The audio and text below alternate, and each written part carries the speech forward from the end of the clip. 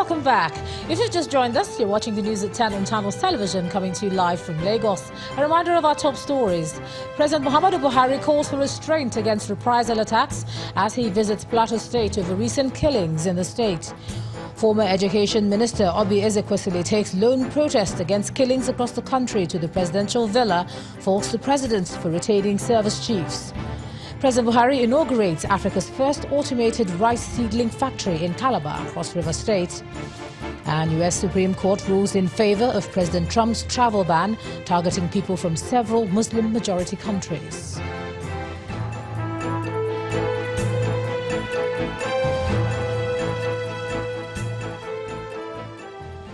ChannelsTV.com has more information for you, and on youtube.com/channelsweb you can watch our videos. You can also watch us on your mobile device via your browser or download the Channels TV app for Android, iOS and Windows devices from their respective stores. Besides giving you access to news updates on the go, the Channels TV and Channels 24 app has an eyewitness feature that you can use to share pictures, videos or news of happenings around you. Just install the app, then tap and swipe to reveal the menu, and then follow the instructions. Now let's take a look at some of those pictures that were sent in to us. Let's begin with this set of images from Gowon State in Egbeda here in Lagos, showing ongoing construction work in the area. According to our eyewitness reporter, residents had complained about the road before the government heeded to their call. And next is this image from Ojodu Burger area of Lagos State, showing this pothole right in the middle of the road. Our eyewitness reporter is concerned about the danger this portends, especially for heavy-duty vehicles plying this route. And our final image is from Benin, the Edo State capital, which shows the poor state of the St. Saviour's Road in Benin City. Our eyewitness reporter states that the flooded road results from poor drainage, and he wants the government to do something about it quickly. And thanks a lot for all the stories that you sent in to us. Now, before the president left for Plateau State, he inaugurated an automated rice seedling factory in Calabar, the Cross River State capital. The factory, which is said to be the first in Africa, is also a seed multiplication center, which will produce high-yielding, disease-resistant rice seedlings. The president commended the efforts of the Cross River State government in reducing dependence on federal allocation and ensuring self-sufficiency in food production. The host governor, Ben Ayade, also seized the moment to educate the people on his administration's approach to agriculture. Rice production in Nigeria has received a major boost with the introduction of this automated rice seedling factory in Calabar, the Cross River State capital. It is part of the titular Ayade Rice City project, which is projected to generate about 50 billion naira yearly.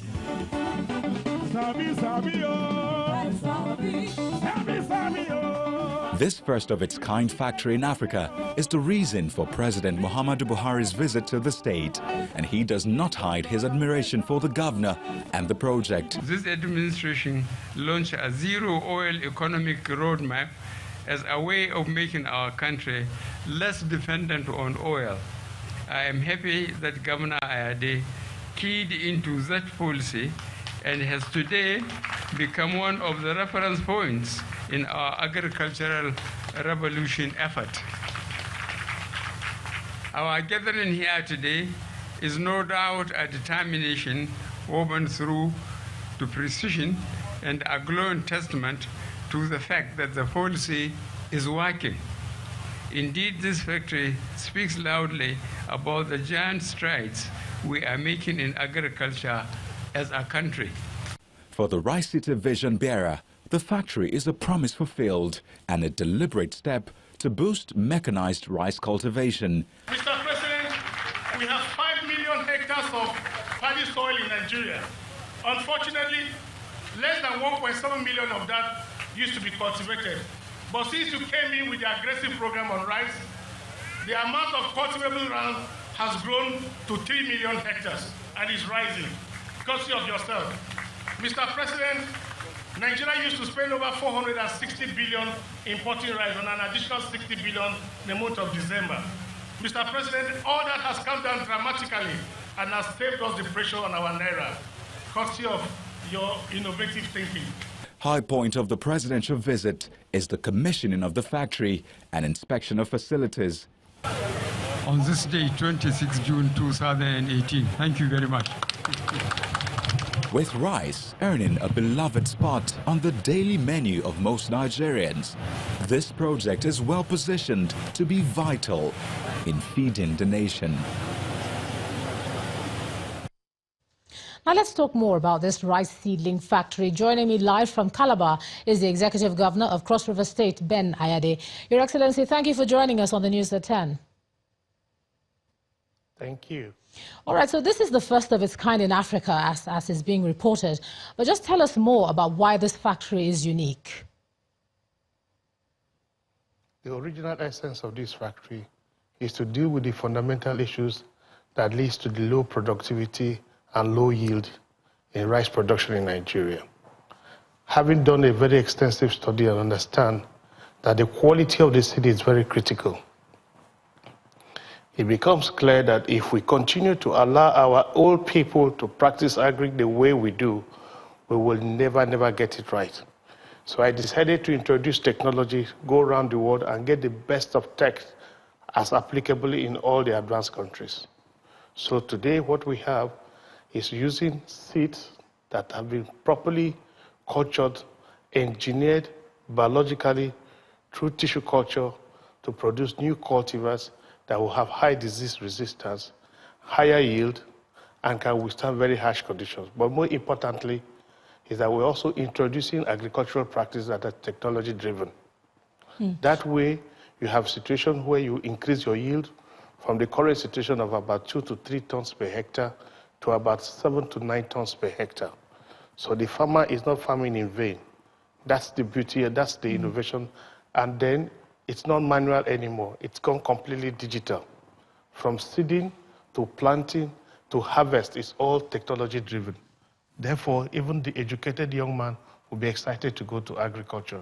And that's what we call digital agriculture. All right, well, let me just ask, achieving food sufficiency is another reason the project is being commended. But let me turn your attention to the killings in Plateau and the fears experienced by farmers and crop producers in Benue. Now, they say that if the bloodshed in this country continues the way it's going, we could be faced with severe food shortages. Are you worried about this as well?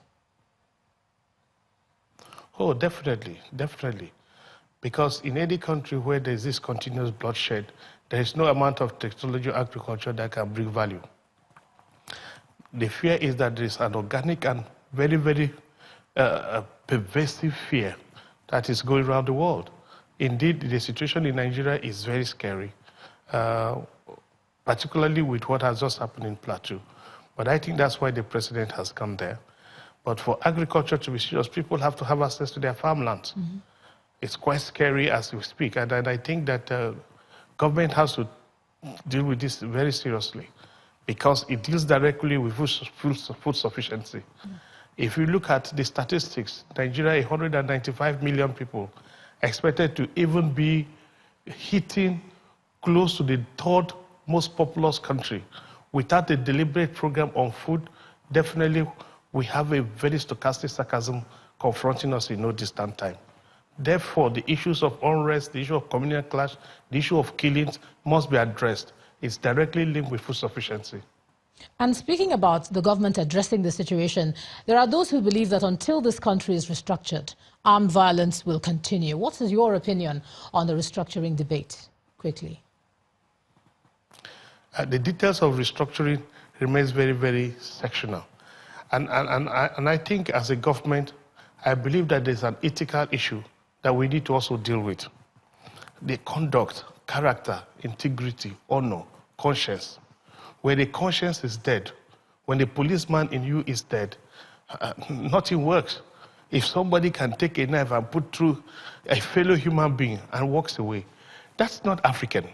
There's a classic departure from the tradition of an African man. And it's getting worse by the day. And my fear is that we're losing the sense of humanity.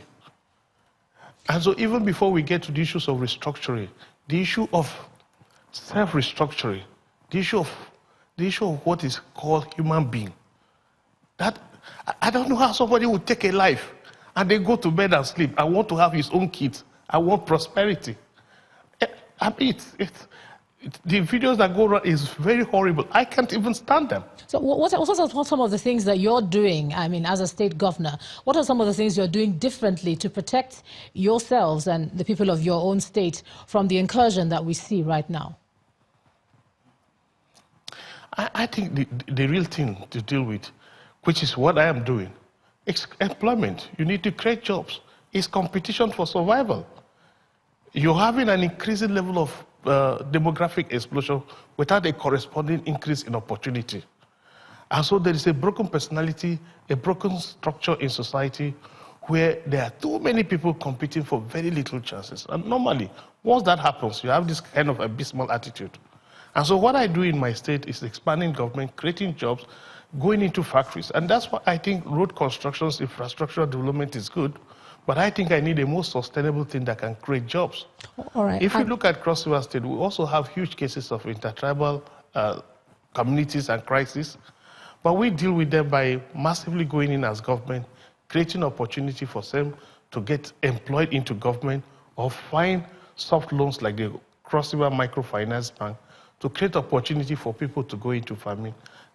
Government gets very involved in people's life.